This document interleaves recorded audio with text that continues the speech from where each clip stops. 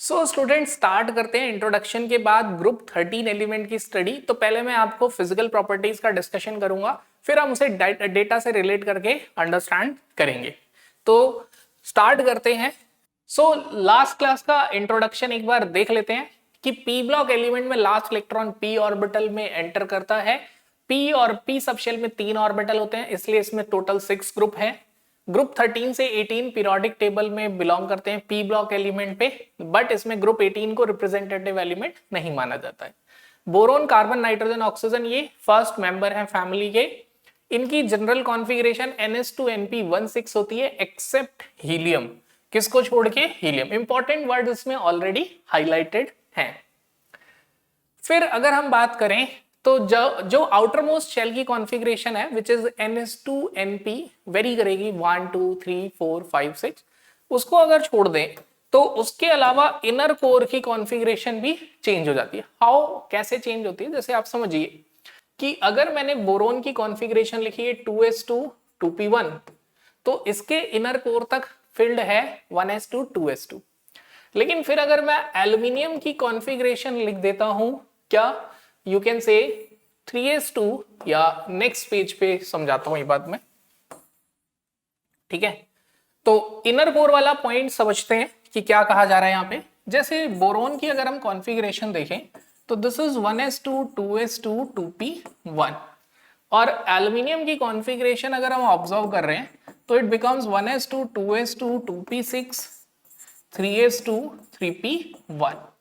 Then gallium की अगर हम इलेक्ट्रॉनिक कॉन्फ़िगरेशन देखें तो it becomes 1s2 2s2 2p6 3s2 3p6 then 3d10 4s2 4p1। तो इनर कोर का यहां ये कहने का मतलब है कि for boron and aluminium inner core has s subshell only, s और p सबशेल, बट गैलियम में d सबशेल भी आ जाता है, इंडियम और थैलियम में d एंड f बोथ आ जाते हैं। तो जब ये दोनों आ जाते हैं तो इसकी वजह से इनर कोर में चेंज आ जाता है, और इसकी वजह से अदर फिजिकल प्रॉपर्टीज इंफ्लुएंस होती है, मींस इंडियम एंड थैलियम। तो यहां पर इनर प्रॉपर्टीज लाइक क्यों या क्या इंफ्लुएंस होती है?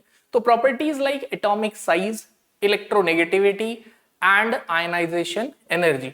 तो जनरली इलेक्ट्रोनेगेटिविटी, आयनाइजेशन एनर्जी और एटॉमिक रेडियाई, ये प्रॉपर्टीज क्या होती हैं? इन्फ्लुएंस होती है। अब क्यों, रीजन क्या है? बिकॉज जैसे ही डी सबशेल आ जाता है या डी एंड एफ सबशेल आ जाता है, ओके, दोनों ही डी एंड एफ सबशेल के आने की वजह से क्या होगा? पुअर शील्डिंग होगी, और उसकी वजह से इफेक्टिव न्यूक्लियर चार्ज इंक्रीज हो जाएगा। बट ये बहुत ज्यादा प्रैक्टिकल रहेगा कि कहां पर बहुत ज्यादा इंपैक्ट आ रहा है, कहां पे कम आ रहा है, वो हम डेटा वाइज रिलेट करते जाएंगे और उन पॉइंट्स को नोट करते चलेंगे। यहां पे अगर हम बात करें तो ग्रुप 16 एलिमेंट को ऑक्सीजन फैमिली या कैलोजेंस कहा जाता है, और इसमें रेडियो एक्टिव एलिमेंट पोलोनियम है। ग्रुप 17 को हेलोजेंस कहा जाता है क्योंकि सॉल्ट फॉर्मिंग है। एटॉमिक नंबर लास्ट वाले एलिमेंट का 118 है, ग्रुप 17 के लास्ट का 117 है, ग्रुप 16 के लास्ट का 116 है। यहां से हमें यह समझ आता है कि एक चीज तो आसान हो गई 100 से ऊपर, क्या कि अगर एटॉमिक नंबर 112 है तो ग्रुप 12 है, 113 है तो ग्रुप 13 है, 117 है तो ग्रुप 17 है, 118 है तो ग्रुप 18 है। तो ये चीजें हमारे लिए थोड़ी आसान हो गई। अब अगर हम बात करें तो जैसे लास्ट क्लास में हम डिस्कस कर चुके हैं, मैक्सिमम ऑक्सीडेशन स्टेट किसके इक्वल होता है? वैलेंस इलेक्ट्रॉन, मतलब s और p सबशेल। लेकिन ये बात ट्रू है सिर्फ p ब्लॉक के लिए। d ब्लॉक के लिए n-1 d और ns सबशेल के इलेक्ट्रॉन्स को हम ऐड करते हैं। Number of possible oxidation state increase होती है जब भी हम कहा जाएंगे लेफ्ट टू राइट। तो वो ऑक्सीडेशन स्टेट इंक्रीज होने का मतलब क्या है वो हम समझ लेते हैं। इसका ये मीनिंग है, जैसे अगर हम देखें lithium, beryllium, boron, carbon, nitrogen, oxygen, fluorine, और लास्ट नोबल गैस में xenon is known to form compounds. तो यहां से हमें समझ आता है कि जो लिथियम है वो कितना ऑक्सीडेशन स्टेट शो करता है? +1। एंड बेरिलियम कितना ऑक्सीडेशन स्टेट शो करता है? +2। एंड बोरोन कितना शो करेगा? +3। कार्बन +4 +5 +6 +7 +8। तो नाइट ऑक्सीडेशन स्टेट शो करना, ठीक है, यहां से हमें ये समझ आता है कि जो ऑक्सीडेशन स्टेट है पॉसिबल वो इंक्रीज हो रहा है। Okay, next line, in addition to this so called group oxidation state, जो ग्रुप वाले अपने ऑक्सीडेशन मतलब जो वैलेंस इलेक्ट्रॉन के इक्वल ऑक्सीडेशन स्टेट होती है उसे बोलेंगे ग्रुप ऑक्सीडेशन स्टेट। ठीक है, इस पॉइंट का क्या मतलब है हमारे सामने, इसको अंडरस्टैंड करते हैं। Group oxidation state means oxidation state which is equal to the number of valence electrons.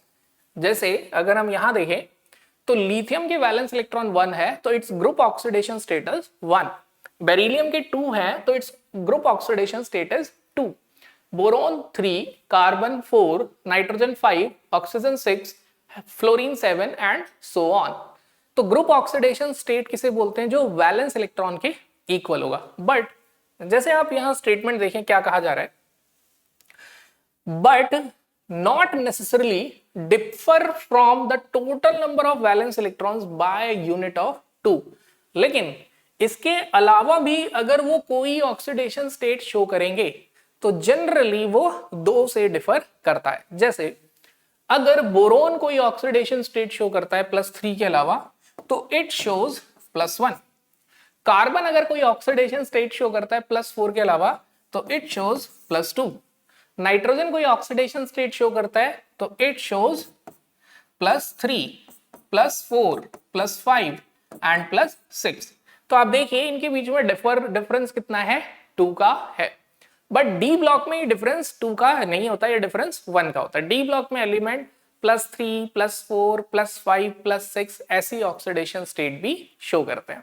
Okay, तो ऐसा नहीं है कि पी ब्लॉक के एलिमेंट यही 2 ऑक्सीडेशन स्टेट शो करते हैं, ये इससे कम भी शो कर सकते हैं। हमने लास्ट क्लास में मिनिमम का पढ़ा है और मैक्सिमम का पढ़ा है, प्लस बॉन्डिंग में हम वीबीटी से समझ पाते हैं कि कैसे इलेक्ट्रॉन को आउटर मोस्ट शेल में एक्साइट या जंप कराते हैं, तो हमारे पास डिफरेंट ऑक्सीडेशन स्टेट आती है। जैसे ग्रुप 17 में हमें पता है इसके अलावा +3 एंड +1 ऑक्सीडेशन स्टेट भी आती है। ऐसे ही हमें ज़ेनॉन में भी पता है कि +2, +4 ऑक्सीडेशन स्टेट भी इसके अलावा आएगी। Okay, now let's read. और ये एनसीईआरटी की लाइंस है, तो मेरी ये कोशिश है कि कहीं ना कहीं यहाँ सुनने के बाद और यहाँ पे सुनने के बाद आपको नोट्स नहीं बनाने।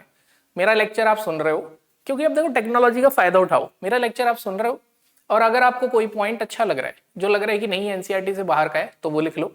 लेकिन यहाँ पे कोई चीज ही अच्छी लग रही है तो उसका स्क्रीनशॉट लेते जाओ एंड लास्ट में सबको एक साथ कंबाइन करके पीडीएफ क्रिएट कर लेना और रिविजिट नाम रख देना, रिकॉल नंबर 1, रिकॉल नंबर 2, इस तरीके से कुछ भी अपना तरीका रख लो।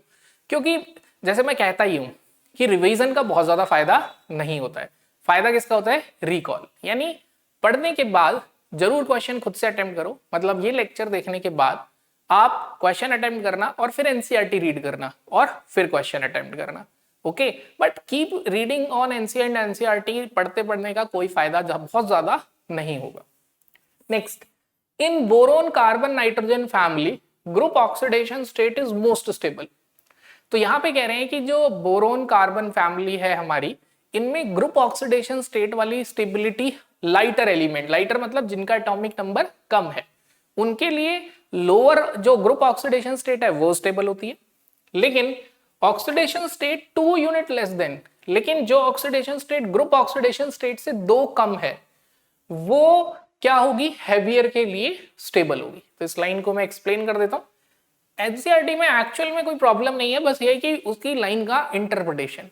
जैसे यहां अगर हम डिस्कस करें तो व्हाट वी कैन से, उनका कहना है कि जो लाइटर एलिमेंट है जैसे बोरोन, एल्यूमिनियम, गैलियम, लेकिन अगर एलिमेंट हेवियर हो गए, इंडियम और थैलियम, तो हमने लास्ट क्लास में पढ़ाई है कि जो लाइटर एलिमेंट होते हैं उनके सारे इलेक्ट्रॉन्स रिएक्शन में पार्टिसिपेट करते हैं, तो इसका कॉन्फ़िगरेशन हो जाता है +3।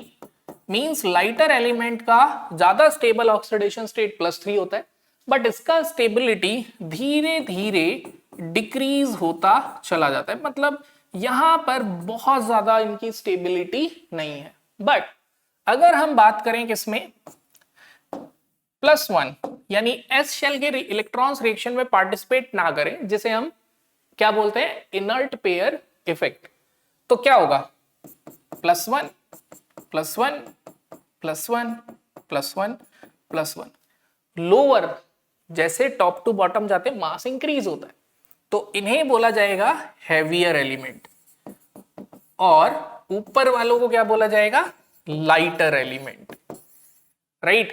तो हैवियर एलिमेंट में ये ऑक्सीडेशन स्टेट ज्यादा स्टेबल होगी, राइट।